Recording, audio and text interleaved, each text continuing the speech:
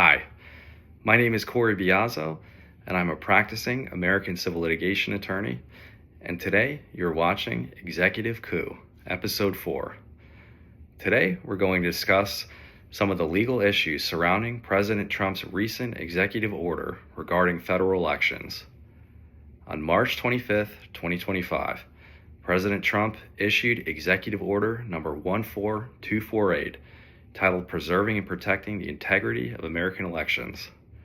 Section 2 of the order purports to require the Election Assistance Commission to require a proof of citizenship in its National Mail Voter Registration Form.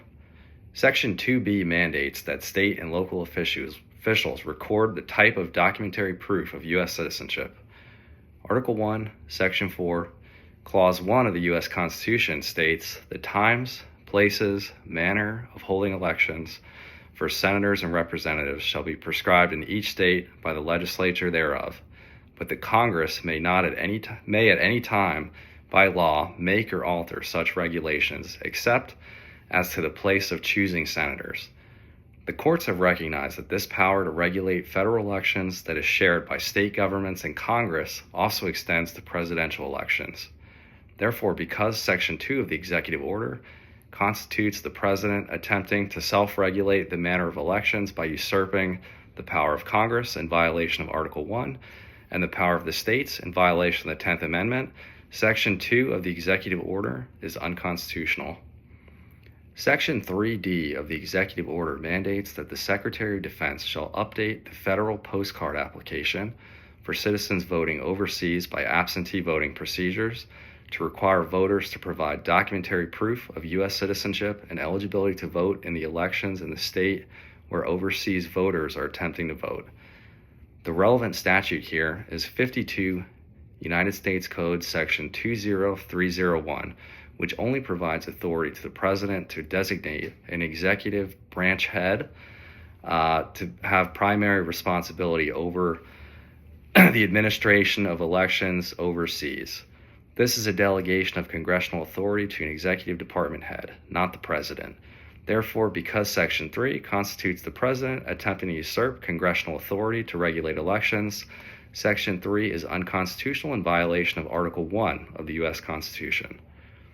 Section 4A of the executive order mandates that the Election Assistance Commission take all appropriate action to cease providing federal funds to states that do not comply with using a proposed version of the National Mail Voter Registration Form, including any requirement for voters to present proof of U.S. citizenship.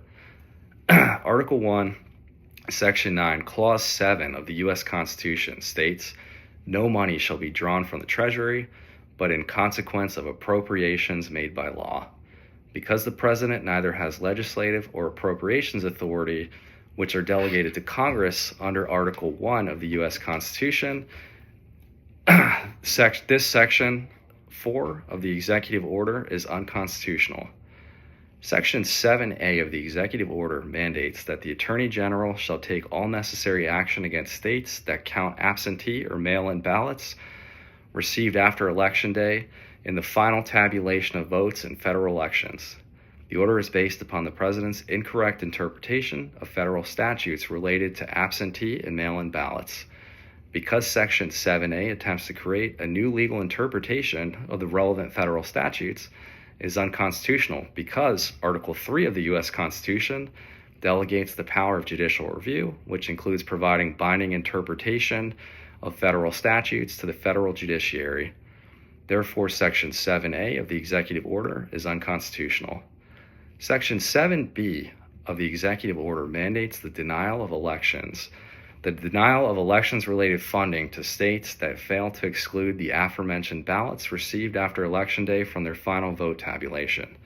Again, Congress holds the power of the purse, not the president.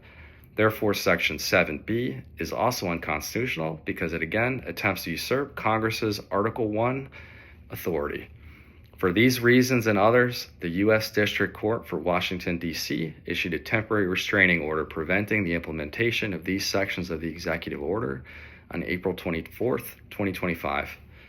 Keep following the Executive Coup for further updates on this case and others related to the apparent executive coup attempt that is unfolding in the U.S. federal government under President Donald J. Trump.